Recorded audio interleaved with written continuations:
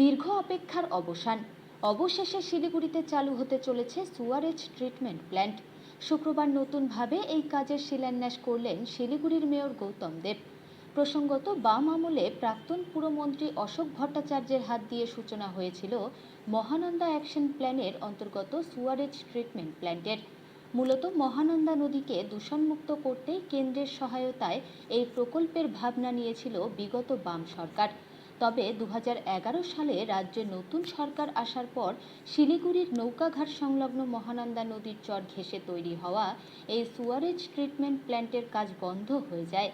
দীর্ঘ কয়েক বছর এই প্রকল্পের কাজ বন্ধ থাকার পর অবশেষে ফের বর্তমান রাজ্য ও কেন্দ্রের যৌথ উদ্যোগে শুরু হতে চলেছে Mahananda Suarez treatment plant.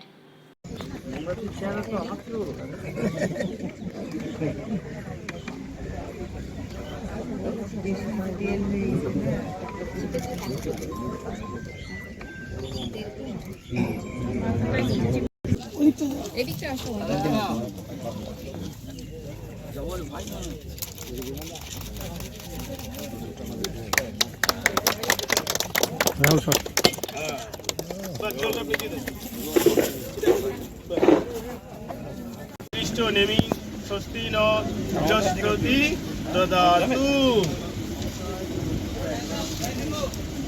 Vishnu বিষ্ণুর তস্য দত্ত অদ্বৈতাদি তদ্য মাসে নাম বলে।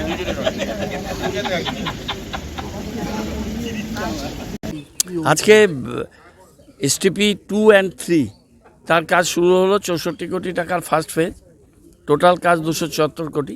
এবং এসটিপি 1-এর সাইটটা 2-3টে সাইট দেখা হয়েছে। সেই সাইট কেএমডি এর সাথে কথা বলে তাদের টেকনিক্যাল তারা করলে তাহলে এসটিপি 1-এর কাজটাও শুরু হবে। আমরা অত্যন্ত আনন্দিত।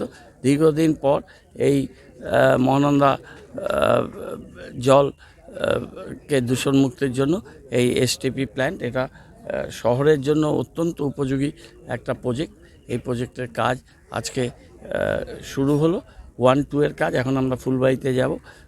2-3 আর 1-এর জায়গা 2-3টে দেখা হয়েছে। আমার মনে হয় যে এপ্রিলে ফার্স্ট উইকের মধ্যে জায়গা সিলেকশন কমপ্লিট হয়ে যাবে এবং টেন্ডার করে সেই এলাকাতেও কাজটা শুরু হয়ে যাবে।